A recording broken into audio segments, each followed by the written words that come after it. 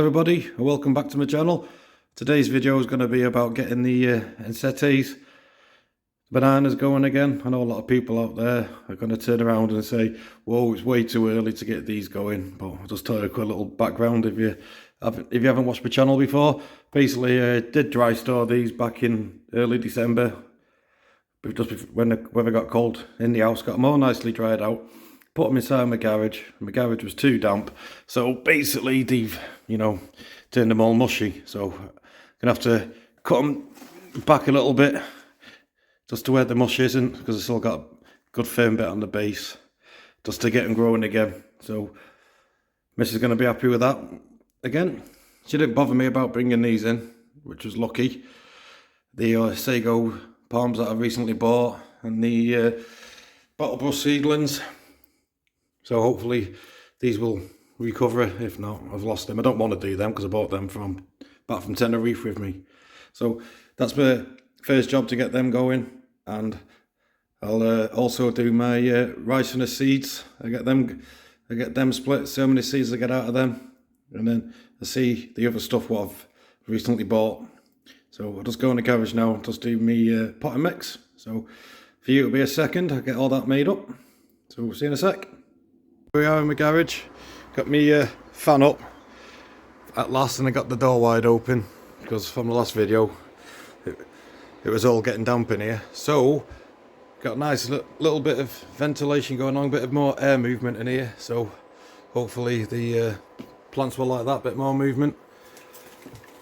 The succulences, I really liked it. As you can see, they've really perked up, and the bananas, got them moved. These ones I kept going over winter, and then the Musa Bastus there. Got all the other ones all nicely trimmed up. Had a good clean out. The dwarf Cavendish, I haven't made it, they were rotten at the base. Yeah, and then just moved in me new little shamrocks. Brugmansias are moved up. Yeah, and then look at these, they're the cheap ones. I don't know if you can really see it. There we are. They're the Mahonias. I forgot what the name was then for a sec. Really coming back. We'll pick it up. You can see there, really perking back up into life. Well, that one is. That one's ish started to go there, and this one hasn't yet. So I'll keep you updated on them ones. I went to what's it called now? Minchell's, just where I work at the hospital in Crewe, and I found this Yucca Rostrata. So what did I pay for? I think it was about, there we go, there's the price there. Yeah, so let's see what I paid for that one, if you can zooms in properly. There you are, see it?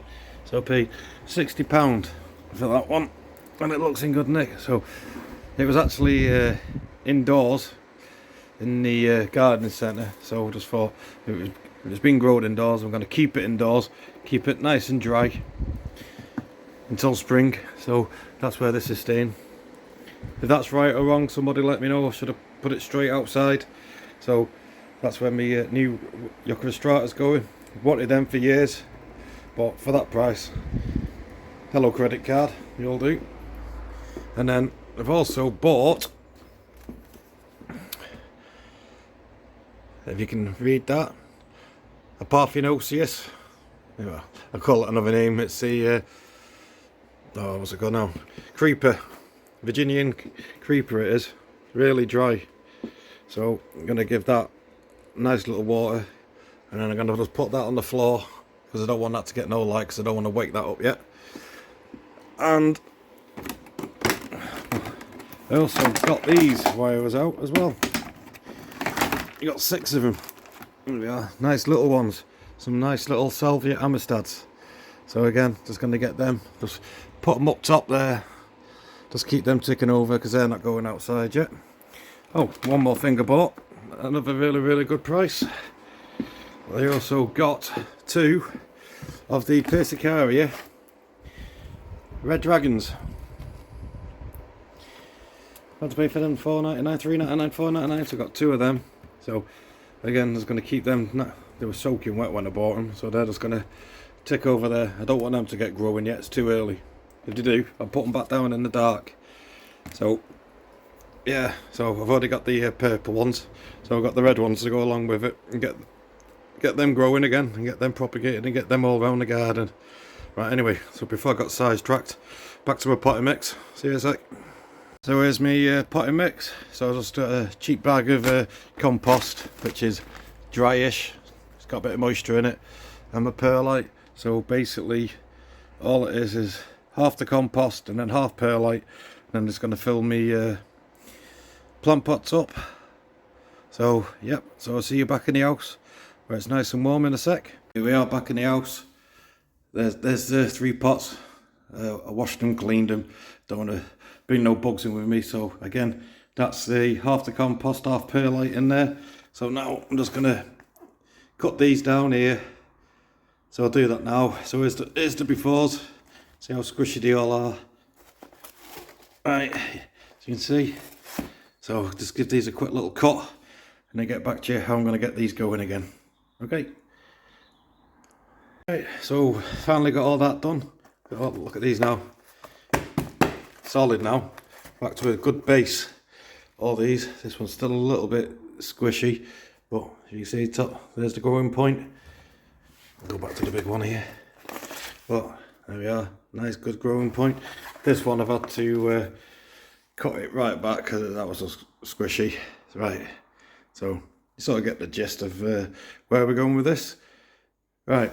So all we got to do now is get a little hole. Bit hard to do this one-handed, and a dodgy back, which is still knackered by the way.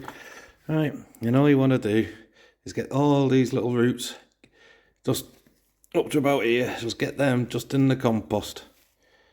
Right, and then just lightly firm them in. Right, that's it. Sorted.